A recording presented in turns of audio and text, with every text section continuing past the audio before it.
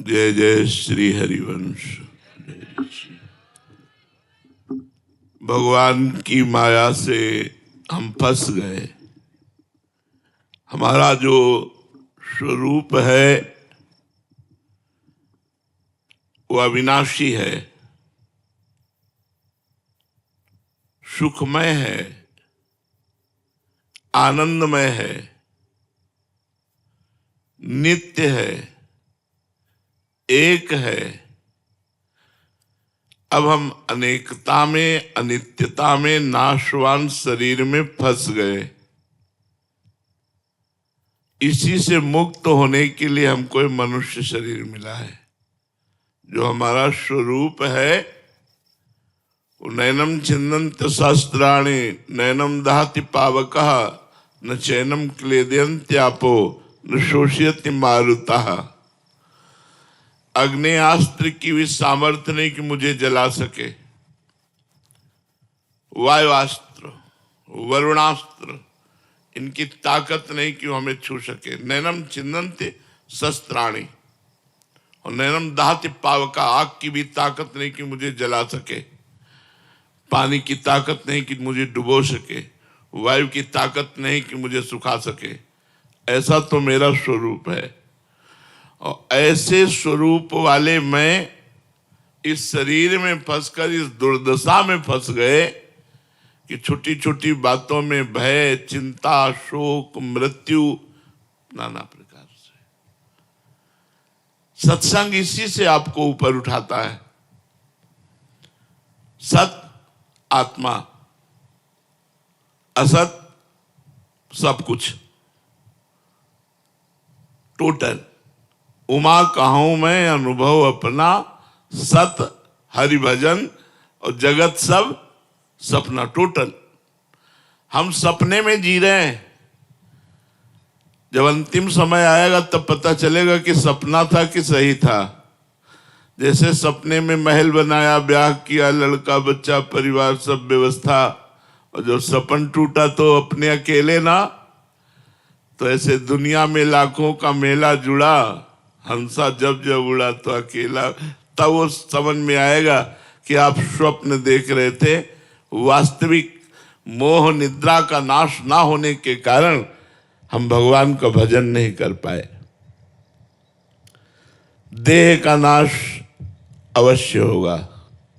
जिसे तुम बहुत दुलार करते हो, मार खूब साबुन तेल लगा के स्वच्छ करते हो, सुगंधित द्रव्य लगाते हो, शीशा में देख के गर्व करते हो, ये तुम नहीं हो।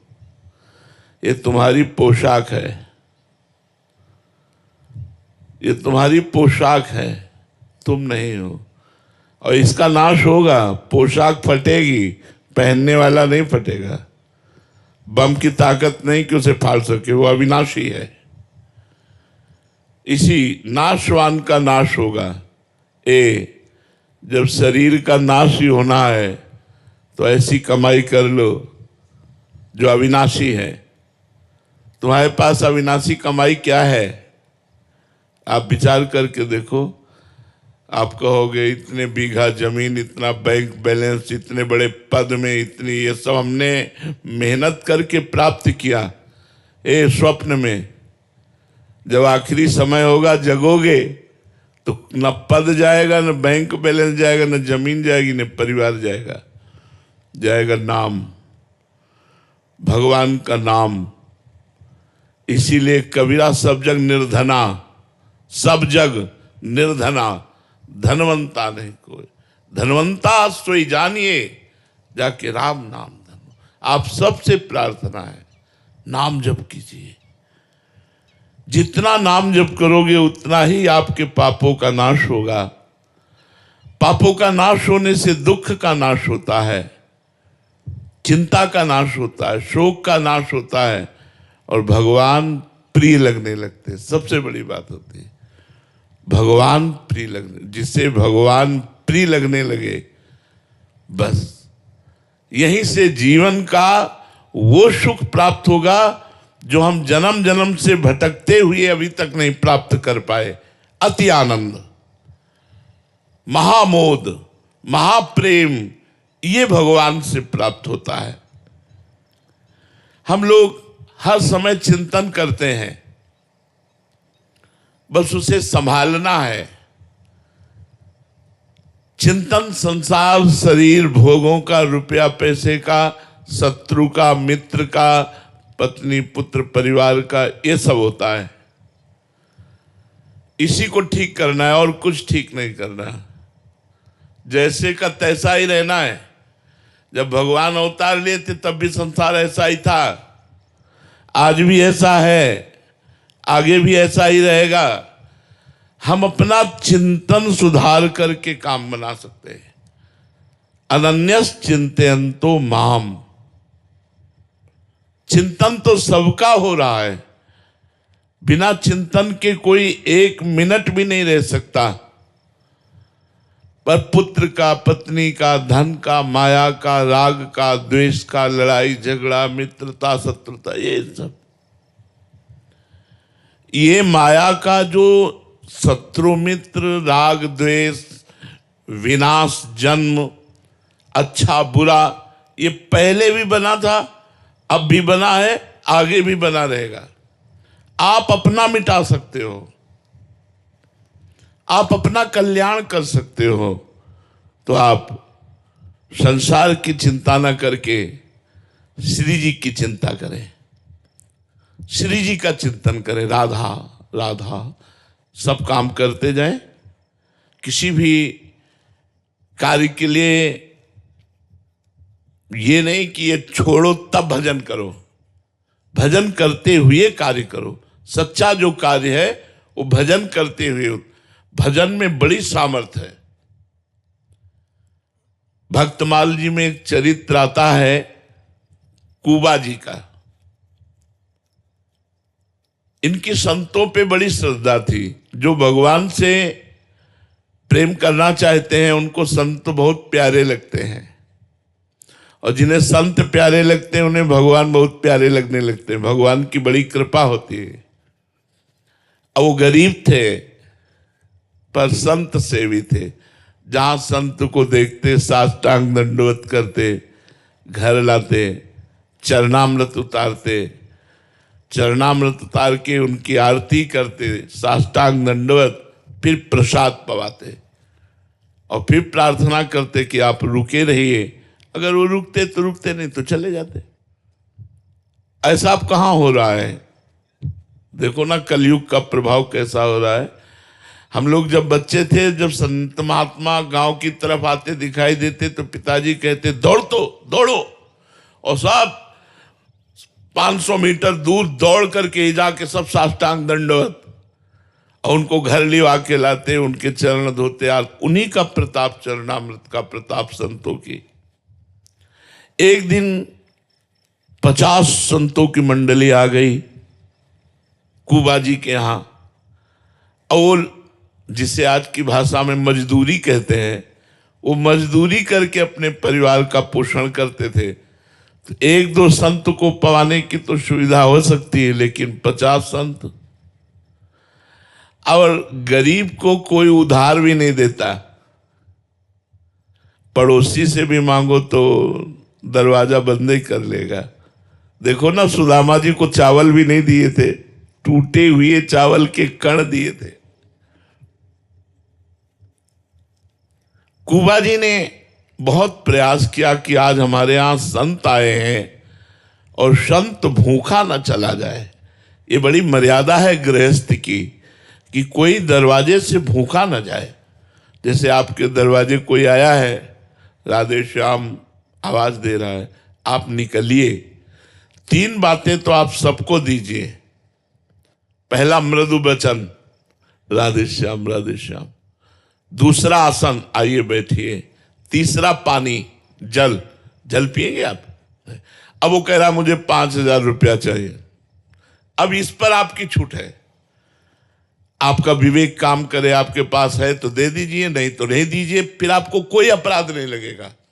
नहीं, अतिथि अपमान का अपराध लगता है। जैसे आपके दरवाजे कोई आया और बोला राधे श्याम, हमने कहा भाग जाओ, वो तो भाग जाएगा, लेकिन तुम्हारे पुण्य भी भाग जाएंगे, तुम्हारे पुण्य भी नष्ट हो जाएंगे। और कहीं संत, तो देखो हम इसीलिए छूट दे के बात कर रहे हैं कि 3 बातें आप सबका सम्मान कर सकते हैं तो आपको अपराध नहीं लगेगा। मृदु वचन, आसन और जल, ये किसी को भी दे सकते हैं। जरूरी नहीं गेट के अंदर लाना है, बाहर ही दे सकते हैं। कुर्सी डाल दी, ऐसे आसन डाल दिया, आप बैठिए। अब भोजन पाएंगे आप? नहीं, हमें रुपया चाहिए। किस लिए? प्रश्न बनता है, किस लिए?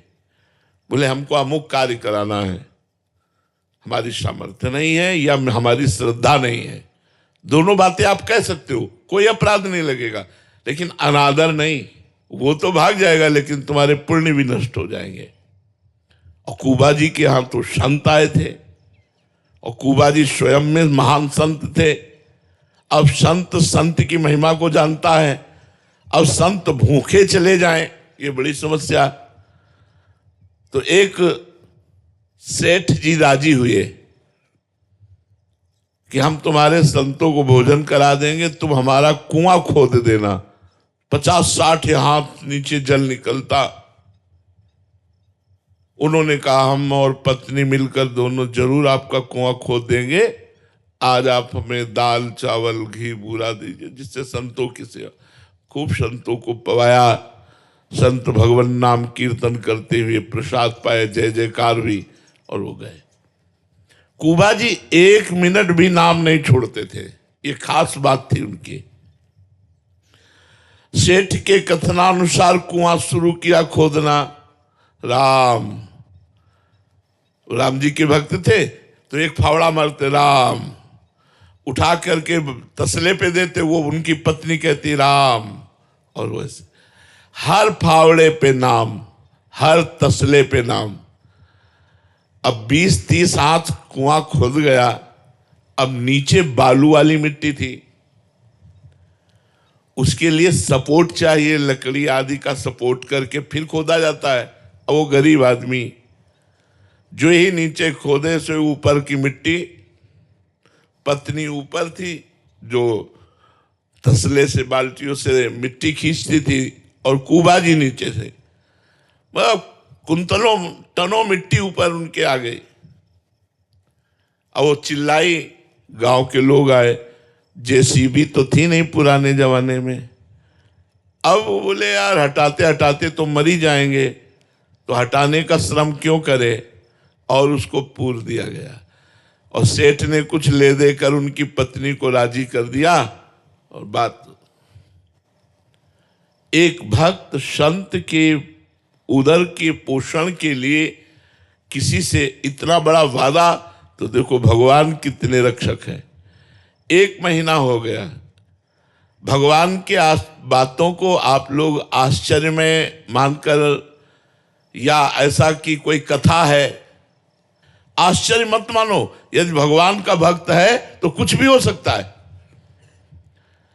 एक राजा की सवारी वहां से निकली तो उनको सुनाई दिया राम राम राम। तो राजा ने कहा ये आवाज इतनी मधुर और प्रेम भरी है, ये किस संत की आ रही? आसपास कोई आवाज का लक्ष्य करके गए तो जहां कुआं था वहां से आवाज आ रही थी राम राम राम। बोले महाराज यहां से आ रही। लोगों से पूछा, लोगों ने बताया 1 महीना पहले कुबा जी इसमें दफन हो गए, वो खोदते हुए। तो ऐसा उन्होंने कहा खोदो। अब वो राज सैनिक लगे, कुआं खोदा। जहां कुबा जी बैठे थे वहां एक गुफा बन गई थी। कुबा जी को बिल्कुल कोई चोट नहीं, कोई परेशानी नहीं, श्वास लेने में कोई परेशानी नहीं। करतुम अकर्तुम अन्यथा कर, जो गर्भ में हमको हमारी रक्षा की, वो रक्षा करने वाले भगवान। एक शीतल झारी जल की रखी थी और सुंदर भोजन रखा था, और वो चिदानंद भोजन जिससे मलमूत्र न बने। कुबा जी को निकाला गया, कहा गया कि 1 महीना आप नीचे रहे, आपको कोई कष्ट? बोले बिल्कुल कष्ट नहीं, सीताराम जी साथ थे। केवल 1 महीना ऐसे बैठे रहने से उनके थोड़ा, तो इसीलिए केवल राम जी नाम उनका था, तो कुबा केवल राम जी नाम उनका रख दिया गया। भगवान के नाम में इतने सामर्थ्य, प्रहलाद जी को कितना कष्ट दिया गया, कोई कष्ट प्रहलाद जी को नहीं व्याप्त हुआ। इसलिए चिंता मत करो, अनन्यस चिंतयन्तो माम ये जना परिपासते तेषां नित्याभियुक्तानाम योगक्षेमम वहाम्यहम्। भगवान कह रहे हैं योग और क्षेम का वाहन मैं करूंगा, तुम केवल मेरा अनन्य चिंतन करो। ये तीन बातें भक्त के हृदय में अवश्य आ जानी चाहिए। एक तो नाम जप करते हुए भगवान की कृपा पर विश्वास। नाम जप चलना पहला कर्तव्य है, और साथ में विश्वास की भगवान की हम पर विशेष कृपा है। नाम जप करते हुए भगवान की कृपा पर विश्वास, और दूसरा शरीर मरेगा मैं नहीं, पर शरीर तो मरेगा, अर्थात मृत्यु का चिंतन। मरना है यार। आप सोचेंगे कि मरना सोचना कितना कष्टप्रद है। भजन बढ़ता है कि कहीं आपका विस्मरण होकर शरीर न छूटे, आपके स्मरण में छूटे। एक घबराहट बनी रहती है कि शरीर कभी भी छूट सकता है, नाम न छूटने पावे, भजन न छूटने पावे। तो शरीर की मृत्यु निश्चित है, इसलिए भगवान का निरंतर नाम जप करते हुए भगवान की कृपा पर विश्वास। और तीसरा है भजन करते हुए आए हुए दुख सुख को भजन से ना जोड़ना, उसे प्रारब्ध से मानना। हमारा बुरा प्रारब्ध है तो हम उसे भोग रहे हैं, अच्छा प्रारब्ध है तो उसे भोग रहे हैं, लेकिन जो भजन कर रहे हैं ये हमारे संचित कर्मों को और क्रियमाण को संभालेगा। प्रारब्ध को भोग लेंगे, संचित भस्म हो जाएंगे, क्रियमाण निष्प्रभावित हो जाएंगे, और इसी जन्म में भगवत प्राप्ति हो जाएगी। जब हमारा मन बुरी भावनाओं की तरफ जाए तो नाम जप में मन नहीं लगता, इसलिए नाम कीर्तन करना चाहिए। पर उस समय मन मौन रहने की बात सोचेगा, नाम कीर्तन करने की। अगर नाम कीर्तन करो तो बच जाओगे। अगर बुरी भावना आ रही, आप राधा राधा राधा राधा राधा चिल्लाने लगे, तो देख लेना बुरी भावना आप पर शासन नहीं कर पाएगी। पर जब बुरी भावना आती है तो नाम छूट जाता है, भगवान का विस्मरण हो जाता है, और उसी के चिंतन में ध्यायतो विषयांत पुंसान् संगास्ते सुप जाते, उसका चिंतन करना, उसको भोगने की चेष्टा करना, ये दो बातें रह जाती हैं। अगर हम नाम कीर्तन करें तो दोनों बातें शांत हो जाएंगी और भगवान की तरफ हमारा मन लग जाएगा। संसार में जितनी घटनाएं घटती हैं वो पहले से निश्चित है, कोई नई नहीं, इसलिए डरो मत। जो होना है वो होगा, जो नहीं होना वो हो ही नहीं सकता, हो ही नहीं सकता। जो होना है उसे कोई रोक नहीं सकता। एक ज्योतिषाचार्य थे, तो बहुत ज्योतिष का पक्का ज्ञान था, तो सबकी कुंडली बनाते थे। तो एक दिन उन्होंने सोचा अपनी कुंडली भी तो देख लें। तो उन्होंने अपनी कुंडली में देखा कि मगरमच्छ से मृत्यु है।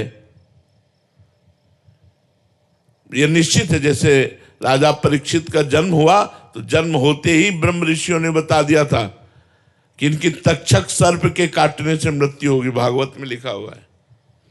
उन्होंने ज्योतिष के द्वारा देखा कि उनकी मगरमच्छ से मृत्यु होगी। उन्होंने अपना घर द्वार बेच दिया